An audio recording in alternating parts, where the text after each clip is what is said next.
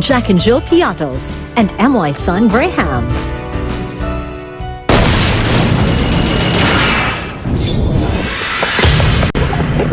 Ang nakaraan sa Kitchen Superstar. Sa mega showdown kung saan kinakailangang magluto para sa mga lolo at lola ng Golden Acres, hindi na-impress ang mga hurado sa niluto ng Purple Team. Matigas ang kinalabasan ng kanilang bistek Tagalog at naging malabsa naman ang kanilang chop suey.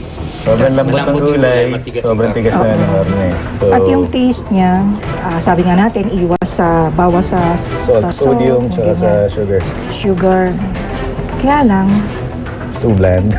Sa Elimination Showdown, hindi nagtugma ang naisip na konsepto ng mag-partner. Dahil dito, nagmukhang ordinaryo lang ang antas ng pagkain na kanilang ipinresenta sa Masters of the Table. Yung plating nila.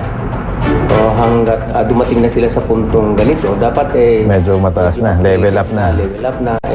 Nangyayari parang pulutan na lang ng nilagay ng kulang nalagay sa sisig plate. Oo, yun na nga. I'm really impressed and really happy. Nakaka-disappoint lang. Ting, Riz, isa sa inyo mamaya ang mapapatalsik.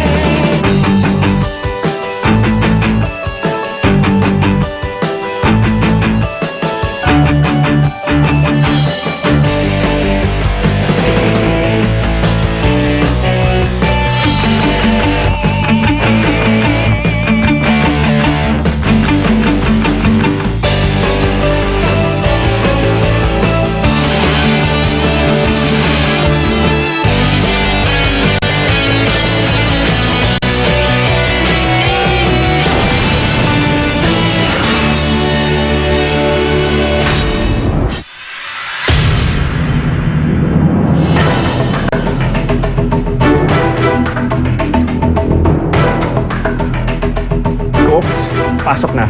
Sa pagharap ni Riz at Ting, sino sa kanila ang papabura ng Masters of the Table? At sino ang hindi na mabibigyan ng pagkakataong may pagpatuloy ang pangarap na maging Kitchen Superstar? Pakalagay ng inyong armas. Riz, Ting, nandito kayo para patunayan sa amin at hihingi na isa pang pagkakataon na bigyan kayo ng tsansa pagpatuloy ang pangarap nyo na maging kauna-unahang Kitchen Superstar. Pero bago yan, kailangan muna natin balikan ang mga nangyari sa inyo sa nakaraang showdown.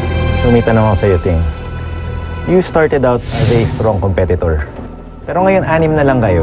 Nagtataka kami kung bakit kailangan mong humarap sa Masters of the Table at ipagtanggol ang iyong pwesto dito sa Kitchen Superstar. Siguro po, isa sa mga naging dahilan, yung sa showdown po kanina, sa Elimination Showdown, mas inasikaso ko yung sa criteria, yung sa originality. So, parang nag-reinvent ako ng bagong dish. So, parang naisip ko naman po na pag nakita niya yung ingredients, baka alam niya na yung kakahinatnan nung dish na gagawin namin. Pagbalik ko, meron ng yung kangkong tsaka yung talong na parang ginataan. So, hindi ko alam kung anong plano. Sabi niya, nag-concentrate ka sa originality. Walang original dun. Mas gusto ko pa kumain dun sa karinderya. Nagbanggit mo yung karinderya, mas gusto ko pa kumain sa karinderya. I'm sorry to say. Laing tsaka sisig, hindi pa maganda ang pagka-execute.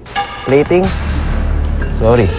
Para siyang pinag-imisan ng pinggan. I'm sorry pero I have to be blunt. Isa na lang tanong may ibubuga ka pa ba? O yun na yun, sagad ka na.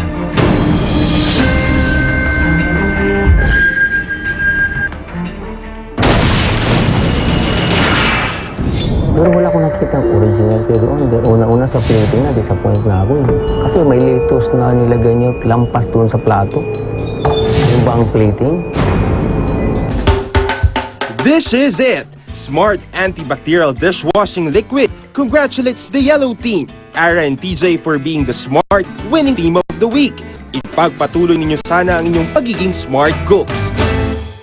Mabuting kaibigan, tapat at matulungin, mataas ang pangarap ngunit